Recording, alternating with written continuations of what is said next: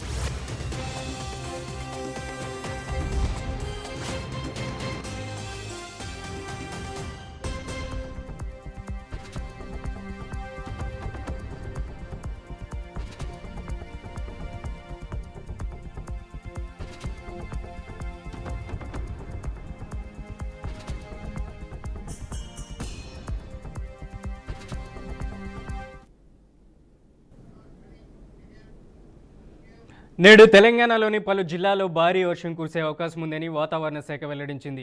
భారీ వర్షాల కారణంగా అన్ని జిల్లాలకు ఎల్లో అలర్ట్ జారీ చేసింది. ఉత్తర తెలంగాణ జిల్లాలో తేలికపాటి నుంచి మోస్తారు వర్షాలు కురిసే అవకాశం ఉందని తెలిపింది. ఈ వర్షం రోజంతా కొనసాగుతుందని వాతావరణ శాఖ అంచనా వేసింది. పలు జిల్లాల్లో మధ్యాహ్నం ప్రాంతంలో వర్షం ప్రారంభమై సాయంత్రం వరకు ప్రభావం పెరుగుతుందని సూచించింది. కొమరంభీం, ఆసిఫాబాద్, మంచిర్యాల, జగిత్యాల, పెద్దపల్లి, కరీంనగర్, జయశంకర్, హనుమకొండ, వరంగల్, ములుగు, భద్రాద్రి కొత్తగూడెం, మహబూబాబాద్, ఖమ్మం జిల్లాలో భారీ వర్షాలు కురిసే అవకాశం ఉందని స్పష్టం చేసింది. నగరంలో ఉదయం పూట కొన్ని ప్రాంతాల్లో చిరుజల్లులతో కూడిన వర్షం కురిసే అవకాశం ఉందని వాతావరణ శాఖ సూచించింది.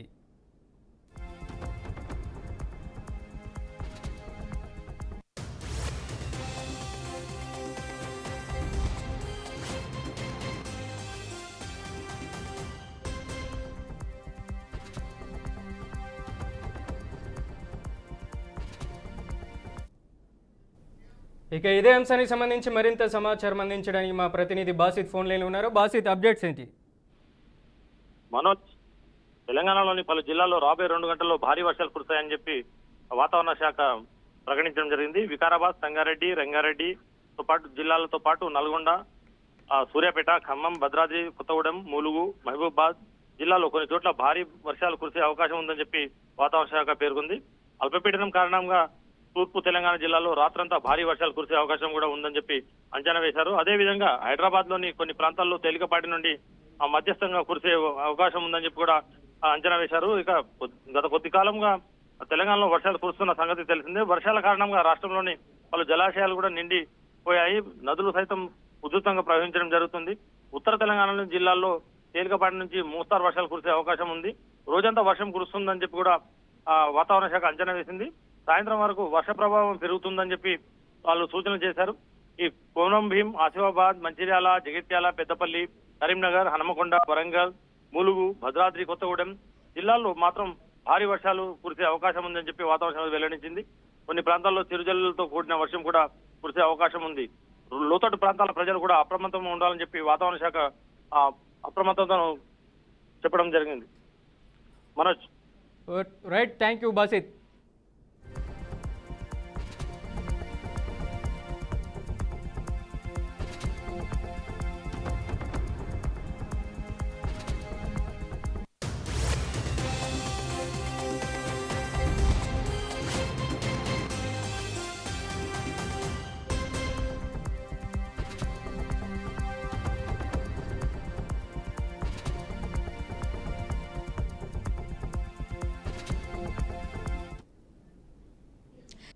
అల్లూరు జిల్లాలో ఎడతెరపు లేకుండా కురుస్తున్న భారీ వర్షాలతో వాగులు వంకలు పొంగి పొర్లుతున్నాయి. అరకు నుండి చొంపి మార్గం మధ్యలో ఉన్న ఉధృతంగా ప్రవహిస్తున్న వాగులో ప్రమాదవశాత్తు ఎర్రయ్య అనే వ్యక్తి కొట్టుకుపోయాడు. అదృష్టవశాత్తు అక్కడ ఉన్న సిమెంట్ పిల్లర్ను పట్టుకున్నాడు. అటుగా వెళ్తున్న స్థానికులు ఎర్రయ్యను గమనించి నిచ్చెన సహాయంతో ప్రాణాలను సైతం పణంగా పెట్టి ఒడ్డుకు చేర్చారు. ఈ ఘటనతో అయినా అధికారులు స్పందించి ప్రధాన రహదారులపై హెచ్చరికల బోర్డులు ఏర్పాటు చేసి ప్రజలను చైతన్యపరచాలని స్థానికులు కోరుతున్నారు.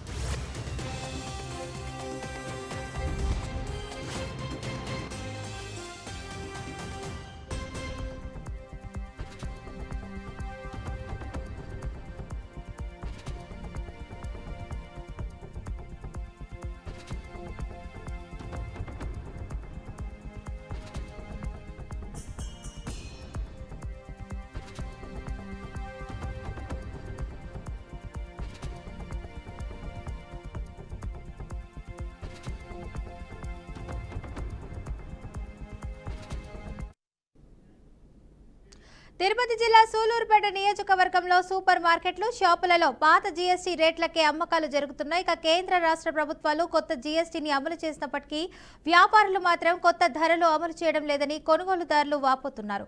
ఇక వ్యాపారులు ఇష్టానుసారం వ్యవహరిస్తున్నప్పటికీ విజిలెన్స్ అధికారులు తనిఖీలు చేయడం లేదని ఆరోపిస్తున్నారు. ఇప్పటికైనా అధికారులు స్పందించి సూపర్ మార్కెట్ వ్యాపారాలపై తనిఖీలు చేసి చర్యలు తీసుకోవాలని, కొత్త ధరలను అమలు చేసేలా చూడాలని కొనుగోలుదారులు కోరుకుంటున్నారు.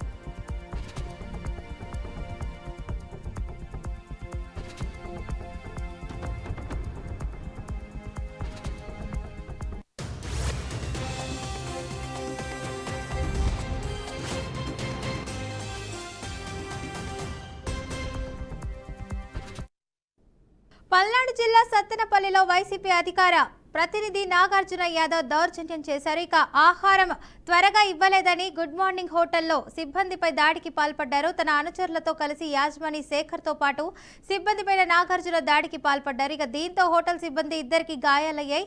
మాకు ఎదురు తిరిగితే మా వాళ్ళంతా వస్తారని నాగార్జున యాదవ్ వార్నింగ్ ఇచ్చారు.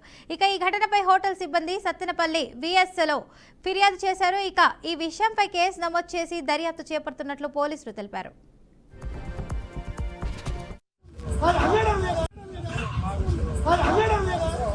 ఊరూరు వచ్చి పడితే అబ్బూరు అబ్బూరు వచ్చి పడితే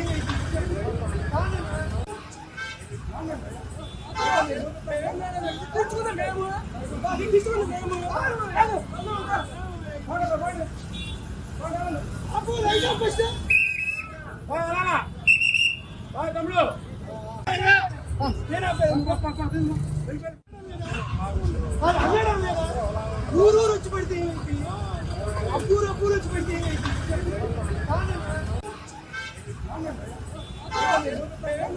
తెచ్చుకున్నా మేము